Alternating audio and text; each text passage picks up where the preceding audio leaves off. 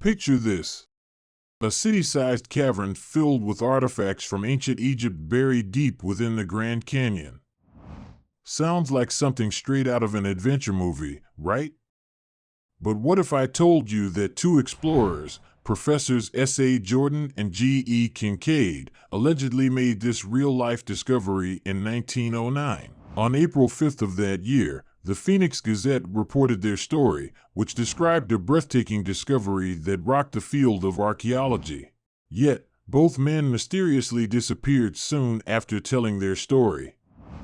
This has led some to think they were silenced to keep the discovery from getting out to the public.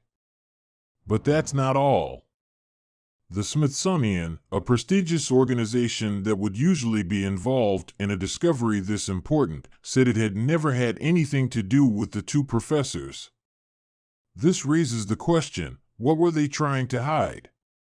Could the ancient Egyptians, a civilization known for their awe-inspiring architecture and advanced knowledge, have once made their way to the depths of the Grand Canyon? And what about the alleged discovery of giant skeletons, said to be over 9 feet tall, found in the same cavern? Join us as we delve deeper into this fascinating mystery of ancient Egyptians and giants in the Grand Canyon. We'll examine the evidence, the controversies, and the theories that have emerged since that fateful day in 1909. If you're new to the channel, welcome. I'm happy to have you here. Don't Freak Out covers paranormal and unexplained stories. If you enjoy these videos, please consider hitting the like, subscribe, and bell icons to be notified of new content. To my return viewers, welcome back. You know the drill. Sit back, relax, grab a cup of coffee or tea, and enjoy today's video. Are you ready to uncover the truth? Then let's begin. The early 1900s was a time when daring adventurers risked everything to uncover the secrets of the past and unravel the mysteries of ancient civilizations.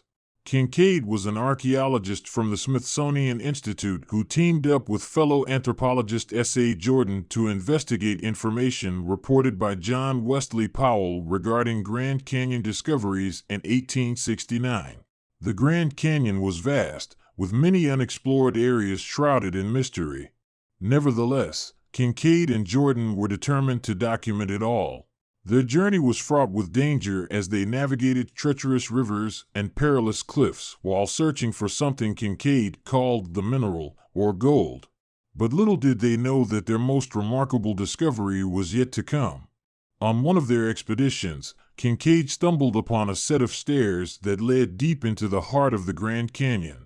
And what he found there was nothing short of astounding. A cavern, hidden from the world for centuries, was filled with artifacts and treasures from a long-forgotten civilization. It was a moment that would change the course of history forever. A news article on the front page of the Gazette from 1909 also cites his discovery. The latest news of the progress of the explorations of what is now regarded by scientists as not only the oldest archaeological discovery in the United States, but one of the most valuable in the world, which was mentioned some time ago in the Gazette, was brought to the city yesterday by G.E. Kincaid, the explorer who found the great underground citadel of the Grand Canyon during a trip from Green River, Wyoming, down Colorado, in a wooden boat, to Yuma, several months ago. In the early 20th century, a man named G.E. Kincaid made a remarkable discovery in the Grand Canyon. He stumbled upon a vast underground chamber on government land, 1,486 feet down a sheer canyon wall. Kincaid described the chamber as mammoth, with scores of passageways branching off from the main one like spokes on a wheel. He estimated that there were several hundred rooms, each about 30 to 40 feet square, with 3.5 feet thick walls.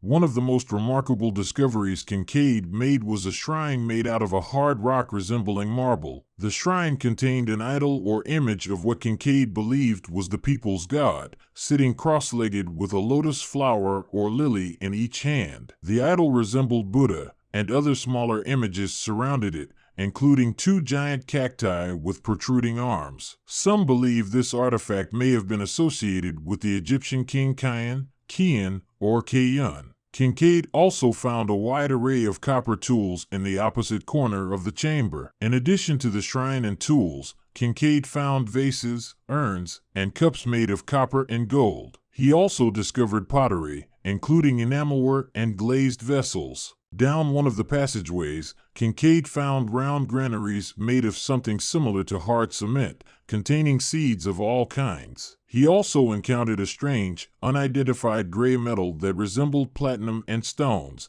including cat's eyes, which were likely what we know today as tiger's eye. Each stone was engraved with the head of the Malay type.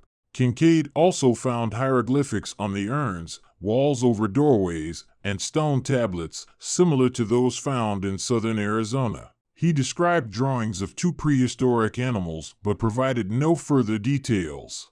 One of the most intriguing discoveries Kincaid made was a crypt containing mummies. The crypt's walls slanted back at a 35-degree angle, with separate shelves holding each mummy. At the head of each mummy was a small bench with copper cups and pieces of broken swords. The mummies were all covered in a bark-type fabric, some with clay. The lower tiers also had urns ranging from plain to delicate designs. Kincaid observed no female or child burials in the crypt, leading him to believe this section was the warriors' barracks. Interestingly, Kincaid did not find any bones of animals, skins, clothing, or bedding in the chamber. Instead, he only found water vessels and cooking utensils. Kincaid reported some of his findings back to Washington with details of his discovery. The discovery made by Kincaid in the Grand Canyon is shrouded in mystery and controversy. Some experts have claimed that Kincaid's account was a hoax, while others believe that an ancient civilization may have existed in the Grand Canyon.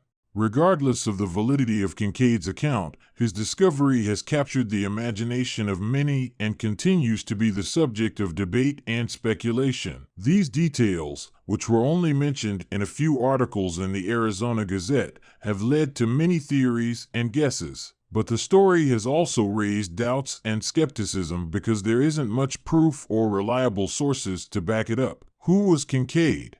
Did he actually live? Was Professor Jordan his partner, or was it just something he made up? And why didn't they bring back any photos or artifacts to prove what they said? Some people have said that Kincaid might have used a fake name to hide who he really was and stay out of trouble with the law while looking for gold. The Phoenix Gazette article talks about his interest in the mineral, which was a common term for gold back then.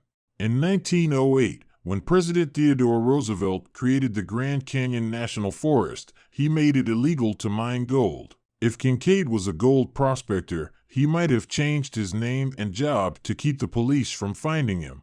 Some people have thought that the Kincaid expedition might have been a fake or an attempt by the Arizona Gazette to get more people to read it. The newspaper was known for its shocking stories and yellow journalism, so the Kincaid article may have been a clever way to get people to read it. But even though there were questions and doubts about the Kincaid expedition, the story has stuck around and has even gained new fans in recent years. Some people have said that the supposed finding of ancient Egyptian artifacts and mummies in the Grand Canyon could be proof of a lost civilization or of contact between the Old World and the New World across the ocean.